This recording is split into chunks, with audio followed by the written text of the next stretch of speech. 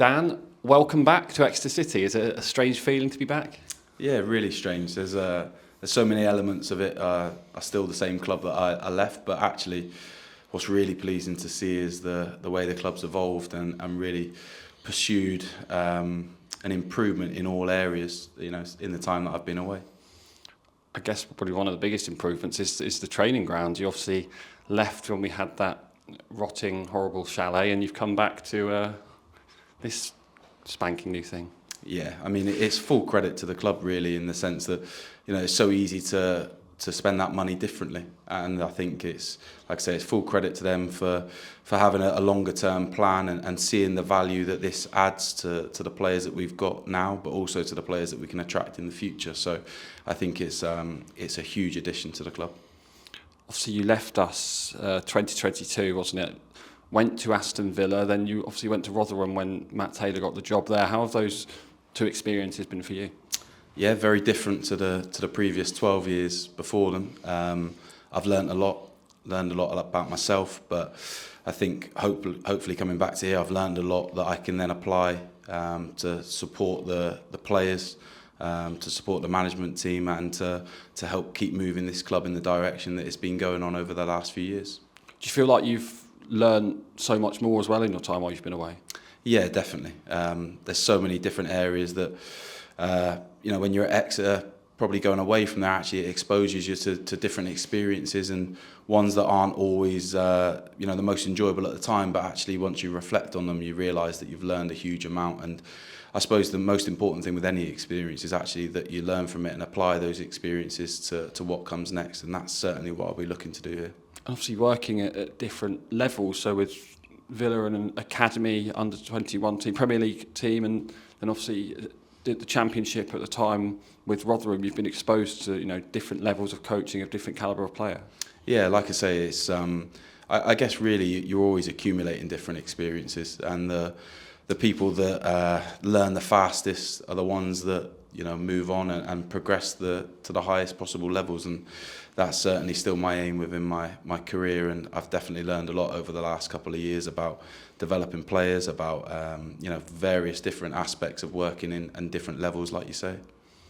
You've obviously come back, and we've spoken about how different the club is, and in some ways it's still the same. Was it good to see a few old faces? I think obviously Piers Sweeney is still here. Yeah. And obviously some of the other players that you would have worked with now, who, when you left, were youngsters, and then players like Sonny Cox, who are now first-team players. Absolutely. I mean, the biggest surprise has been how much all the players have grown, or how I've got shorter over the last 2 years. But no, in all seriousness, it's lovely to see some familiar faces. But it's equally as nice to see, like I say, a different set of faces that show the progression the club's striving to make. So, yeah, on different levels, it's been a really nice welcome back to the club. Something we said before we started is, when you were here before, it was a lot of staff members doing multiple jobs, and now there's multiple staff members each doing their own individual job and not having to multitask and can just focus on their discipline. Yeah, definitely. I think the biggest challenge of today is going to be remembering all the staff's names, because there are so many of them. But again, I think that shows the club's longer term vision to improving. Again, it'd be very easy for a lot of football clubs to spend that money differently, but I think the club's trying to put in place really strong foundations to then build and support the players around them and continue to improve and develop them, as the club has done for so many years now. Obviously, you're coming in as the individual player PDP. I mean, what does that role involve for you?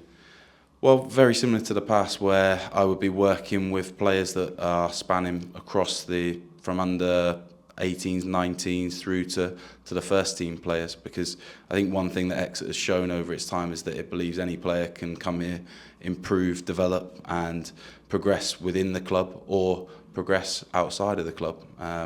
And I think that's no different now, where my role is to support the players and help improve them to really maximise their potential. And that's my job. But same as always, the players will drive that, and it'll be my job to support them along the way.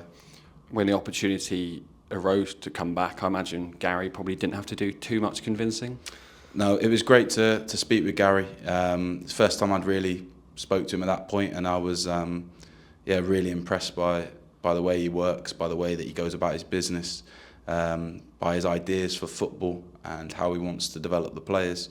And for someone that's not from the area, I think he really understands what the club's built on, and wants to continue to build in that vein.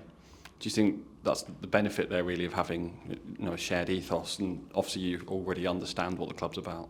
Yeah, definitely. I think the biggest thing for this club is it's so strong in its values and it lives its values, because I think it's very easy for a club to put words on a wall about their beliefs and their values, but actually I think living it is a lot harder, and I think that's something that this club's done for 10, 15, 20 years now. So yeah, it's great to be back.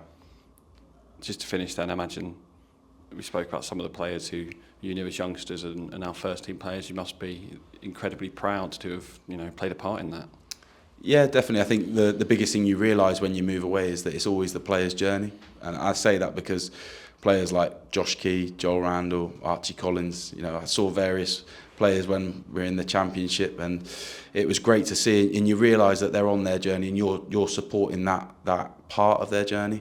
And I think coming back here, it's great to see some of the players that were 16, 17 at the time that have now progressed into the first team, and you just want to play your part in helping them continue to progress.